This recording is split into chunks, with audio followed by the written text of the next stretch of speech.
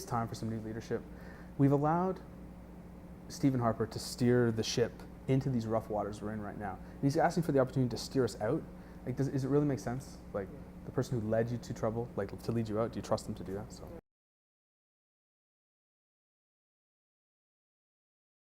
Part of what the New Democrat platform is investing in communities. By investing in communities and infrastructure, it takes the pressure off municipal taxpayers.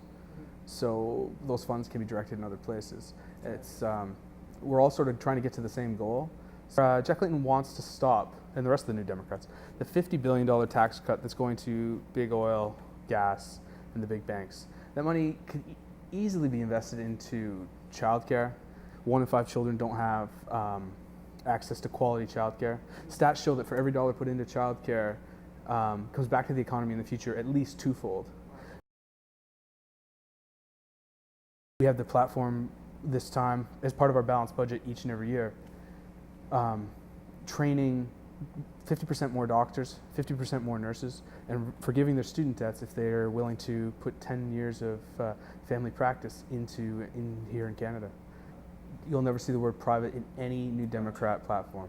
Tommy Douglas, the founder of the New Democrats, who is also the father of nationalized health care, believed, and our mantra, household income should never dictate life expectancy. If we can spend $50 billion on tax cuts to oil and gas, and we can spend $20 billion in Afghanistan, should we not make sure our house is in order here first? Make sure that all residents of Canada, Ontario, Halton, are getting the care they need, the care they deserve. So. New Democrat stance on that is it is getting tough on crime. We should be part of our platform is investing in, I believe it's 2,000 uniformed officers on the streets in Canada immediately, and tougher controls on handguns. There's no reason. I don't know why the other parties aren't on board with this, but there's really no reason for handguns at all in Canada. Also, with getting back to crime, identifying the root issues. What puts people in that position where they have to cause those sort of crimes. The Harper government has not slowly, but whittled away the social network, social safety net, the infrastructure in our communities. And it's evident in crime. Although crime is generally down, but gang-related and gun-related crime is on the rise.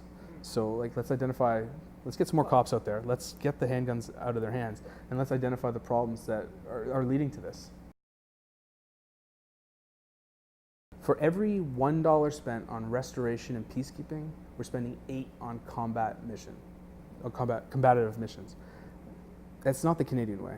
We're getting close to 100 casualties, and that's going to be a solemn mark it'll really hit home with people, and it's just not right. It's not the Canadian way. We're about peacekeeping and restoration. We're not there. It's not about combat, and that's why Canadians have such a distaste for this mission.